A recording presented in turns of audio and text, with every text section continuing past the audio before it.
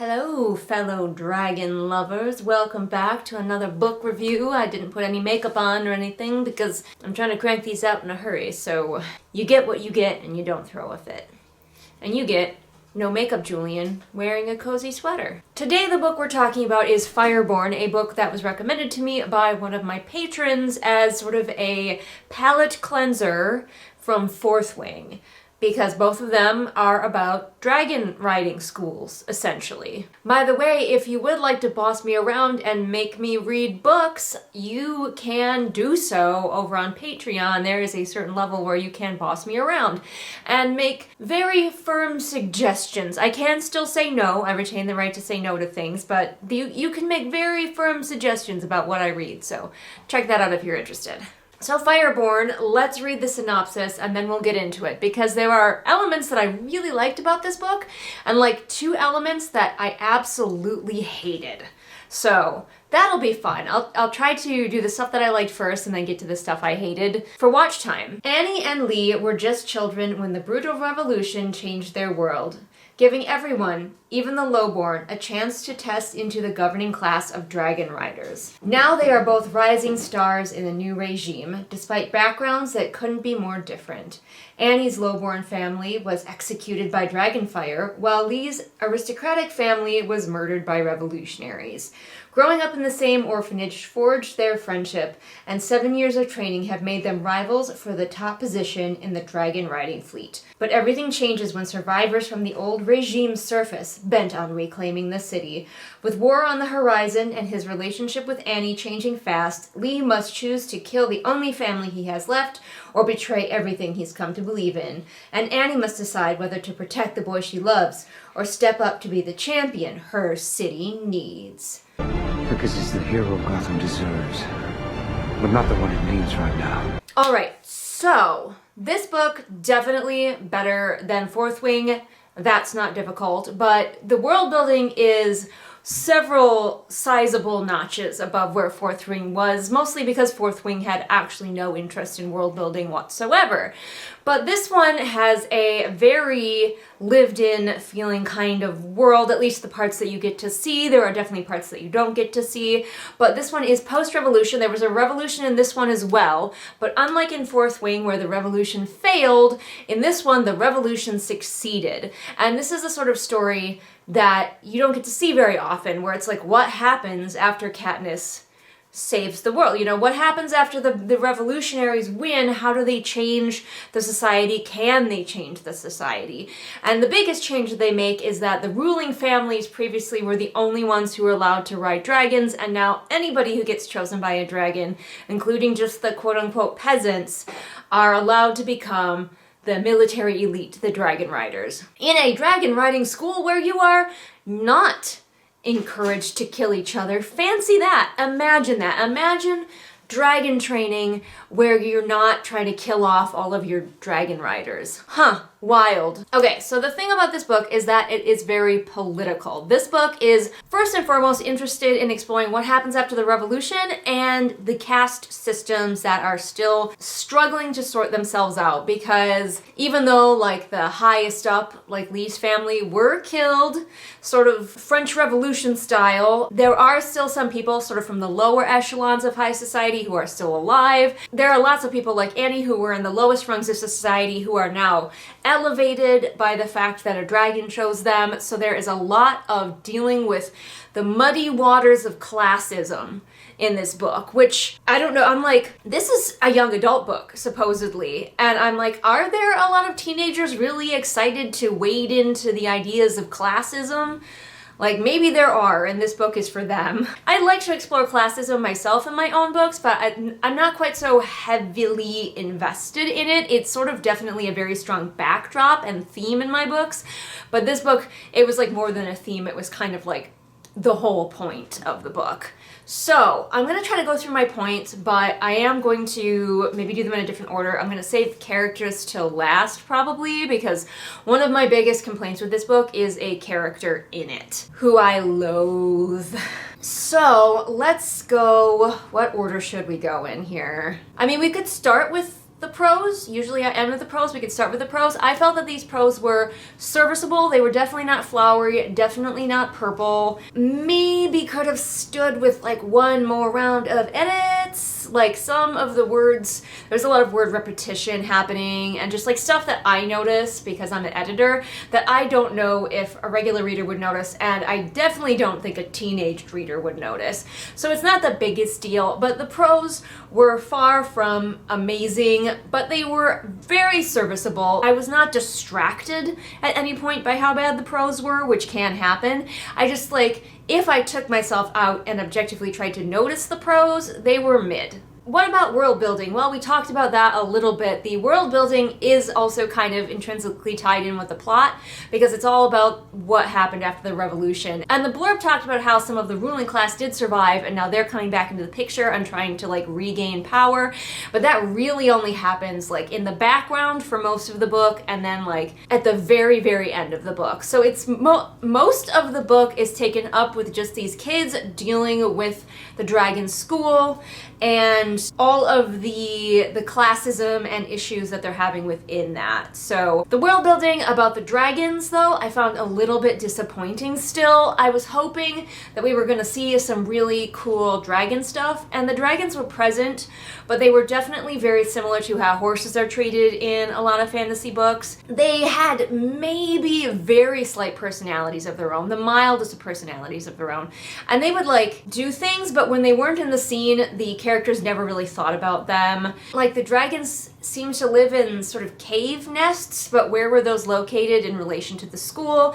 Did the dragons completely take care of themselves, or were humans required to like muck out the dragon nests or get food for the dragons? Like this is the kind of infrastructure that I want to see, and which I included in that dumb wyvern book that I don't know if I'm ever going to do anything with. But I've always been like, I don't like world building, I'm bad at world building, but probably I'm just better at only the types of world building that I care about. So like in that book, I not only told you what the wyverns are eating, who is supplying the wyvern riding school with the food for the wyverns, like what kind of stall situation do the wyverns live in, who is cleaning out the stalls, how often does that need to happen, are there any grooming care, like that sort of shit is my jam, and this book did not have any of that. The dragons were there to be ridden on and were cool, but they were not actually really important characters to the story. They were a plot device, and that made me really sad because I want like the care and keeping of dragons, the book. And also like the humans can be doing other stuff on the side, I really don't care. The dragon flying though, I really liked a lot of the dragon flying scenes. There were several scenes where there are like competitions within the school for vying for these different like positions. Obviously everybody's trying to be like first rider is what it's called. They're all trying to be like the most in charge. And Lee and Annie are obviously in competition with each other for that. The infrastructure around that is really good because guess what these people do? They have saddles and they strap themselves to the saddles. It's that simple. The only thing that I had a problem with is that every time they wanted to get off the dragon, they cut the straps. And I'm like, that is a waste of leather straps. Buckles, people. Buckles. But I really love that they described the flight suits. They had like special flight suits that were made specifically not only for riding dragons, but for dragon on dragon fights, where if the rider got burned, they could open like coolant hatches in the suit, which I initially thought was just air cooled because they're way up in the sky and the air is cold, but actually there's like liquid that goes through the suit to like cool the burns so you don't like pass out immediately. And like that's attention to detail that I want to see with the other elements of the dragon riding. The other thing I noticed, which is inaccurate, is that the dragons have bits in their mouths, and that probably wouldn't be a thing, especially with a predator with sharp teeth. The reason that bits work with horses is because of a gap in their teeth where the bit rests perfectly. I don't think any other animal uses bits except horses. Like cattle, you can use a halter or sometimes a nose ring. So many other animals that we ride don't use a bit because of the way that horses' mouths are shaped allows us to do so.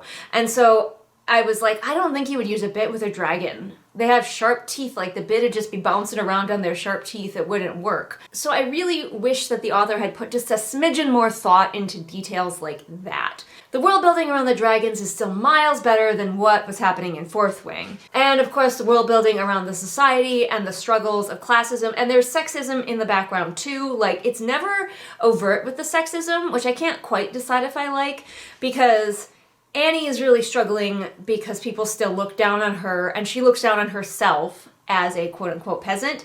But also there's an implication that because she's a woman, people might be looking down on her too, but that's never, at least to my memory, outright said. It's just implied, and I don't know. Part of me wishes we had tackled it more, and part of me is fine with it just being implied. But there isn't really girl hate in this book, and I love that. I love that. There's another female character who's prominent, and she's not mean. In fact, she's very, very nice, and I absolutely adore her. A lot of these side characters I really adored, so that's a good thing. Alright, so we kind of talked about world building, and we kind of talked about plot at the same time. The plot is pretty simple. Most of the book is spent competing for the position of first rider and dealing with the political struggles about their new class system and how is everything going to work out under the new regime. And the big question being, can the new regime actually do anything different, or is it just going to slide back in to doing all the same stuff as the old regime? Interesting topics to discuss, right? I'm kind of surprised that this is for young adults,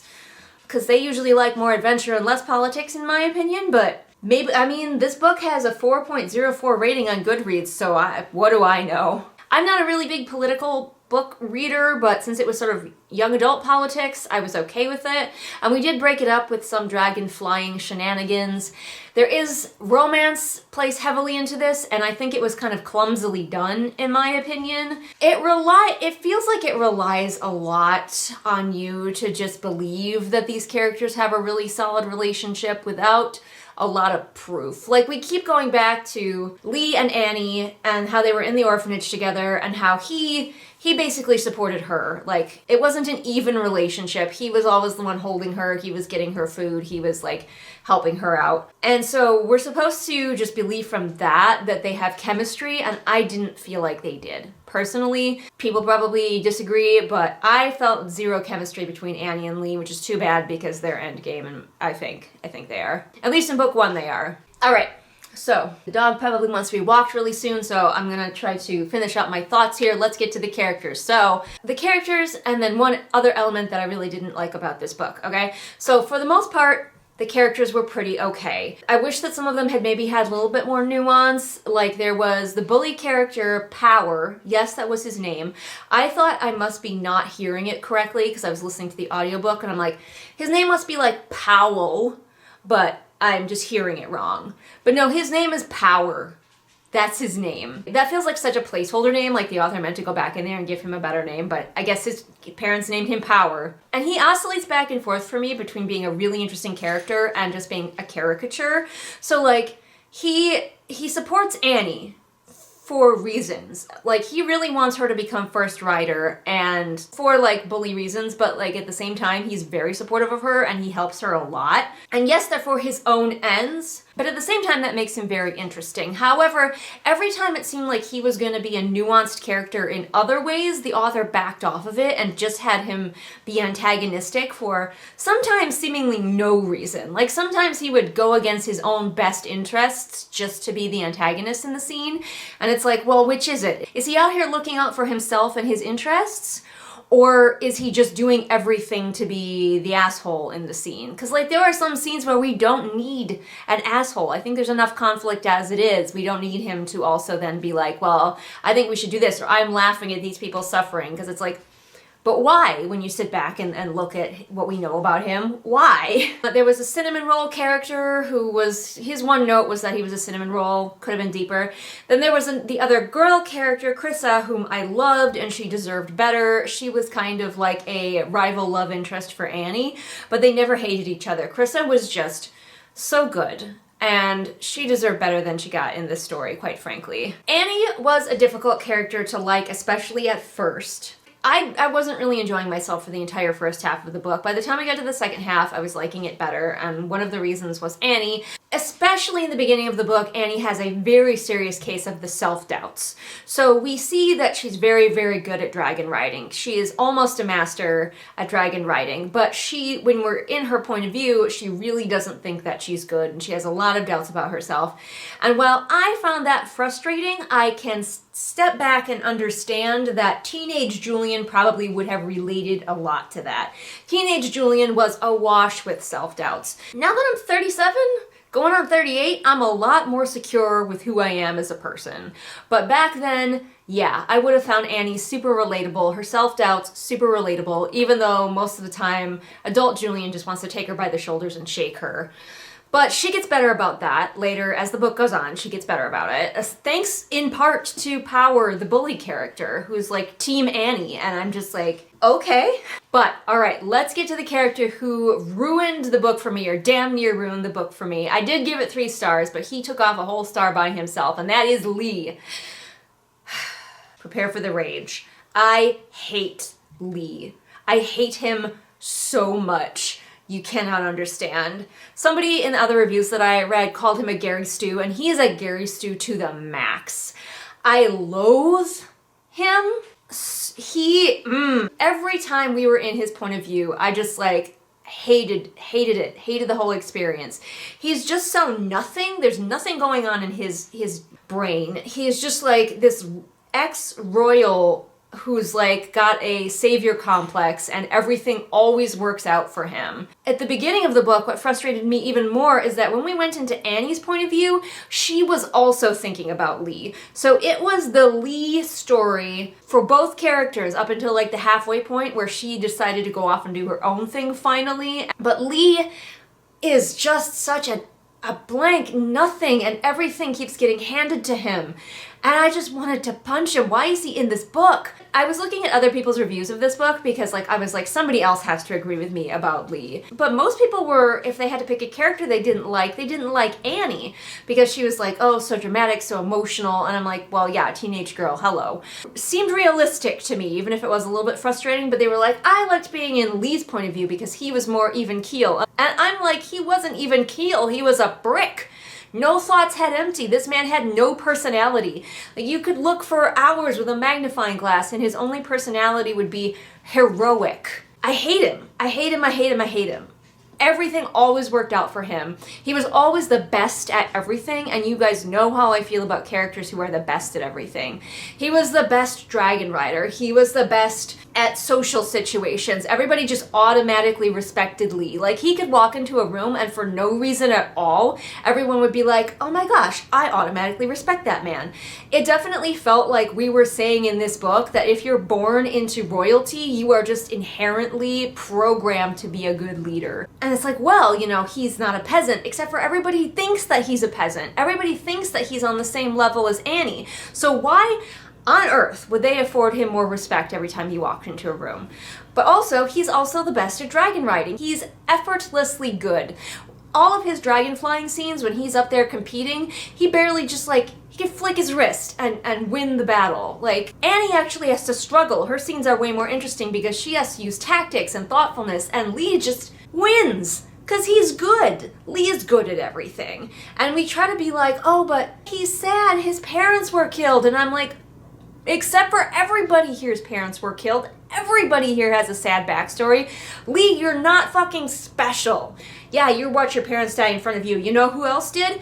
Annie. In fact, Lee was taken out of the room before his father was killed, whereas Annie literally had to watch with her tiny child eyeballs her parents scorched to death by dragon fire. And we're supposed to feel more sorry for Lee? Fuck him. Fuck him, fuck him, fuck him. And Lee, being just a brick who wins at everything, brings me to the final point that really frustrated me about this book.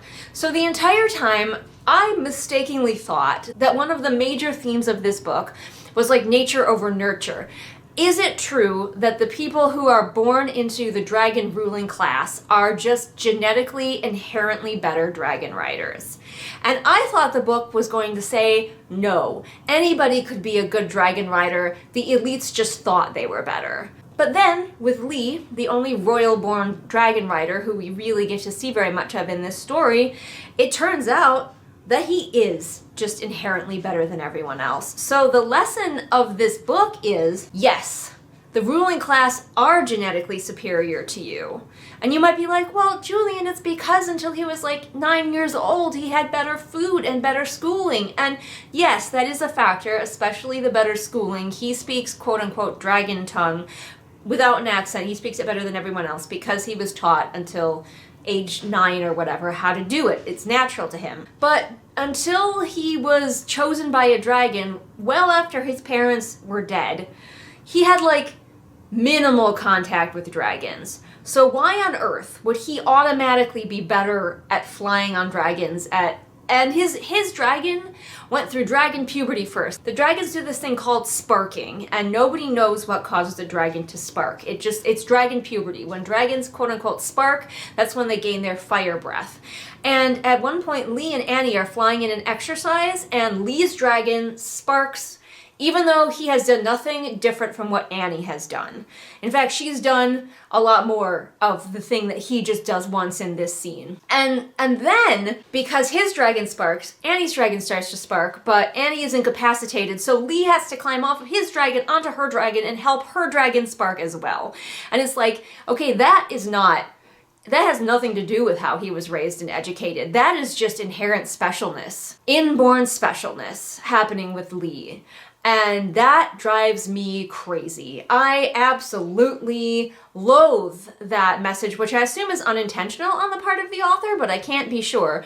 But the message, the subtext, the text seems pretty clear to me that we are saying that the royal dragon flyers are genetically superior at flying dragons than everyone else. Okay, and what the actual message of the book turned out to be, because it was still nature over nurture, but not in the way that I expected. Instead, the book was like, yes, Lee is inherently better at dragon riding than everyone else, but the real question is, can somebody who was born royal be nice? Yes. Honest to God, the question was whether Lee, golden boy, superhero, bland boy Lee, could not go back to the royals, could give up the royal life to stay with his friends and his found family at the dragon school. So when his relatives came a-knocking and were like, Lee, join us, join the evil empire, and we were supposed to wonder if Lee was gonna say yes or no. And like when he said no, then it was like, you see, people who were born royal can make the decision not to go back to their people who were born royal can be good. And I was like, that seems a bit confused to me, the messaging in this book. Maybe I'm the only one who felt that way, but I felt very strongly that way. Part of it might have just come from my hatred for Lee. This is now a Lee slander channel only.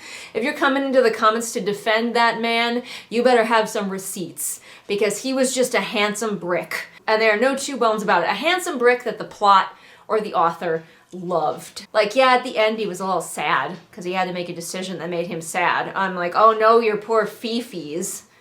Like, get the fuck over it. Everybody has to make hard decisions, Lee. Everybody's parents are dead. And he did something when they were younger that I absolutely cannot forgive. So when they were little kids, there's like memories, we cut back to them as little kids, and he said something absolutely heinous to her, which like destroyed her, and she ran off and like was hiding on her own and didn't eat for days. And he came and found her eventually, and I'm like, okay, good. This is the part where he learns to apologize, where he learns that his words are hurtful and he has to be kinder to people. And instead of learning any type of lesson, it seemed like he was taking her back as a friend. Instead of him, he should have come crawling to her and begging for her forgiveness for what he said to her, but he never apologized. It almost read like he was being like, well, have you learned your lesson, Annie? Are you tired of being hungry and alone? Well, good, I'm back here to help you. And I know they were little kids, but why can't the lesson be that little kids need to learn to apologize? Like, no, perfect Lee, even when he makes a mistake, will never have to apologize to someone. I hate him. All right, I need to end this review, but thank you so much for coming with me on this Lee slander train. Now I have to go walk the doggy, but I'm sure you will see me again in this outfit because I'm planning to do some more batch filming today, so Lucky you! I have heard that while I didn't love the first book in this series, and I'm probably not going to continue, that I am assured by a friend of mine who read the whole series that they get better. So like, if you didn't hate certain elements of the first book as much as I did, then I would encourage you to continue. And I would definitely encourage you to just check out this book in general if you're looking for a Fourth Wing similar book, but that does Dragons a little bit better. Not amazing, but definitely better. And also if you like political books for teenagers. But anyway, I will see you again next time with whatever it is I happen to be doing next time. Bye!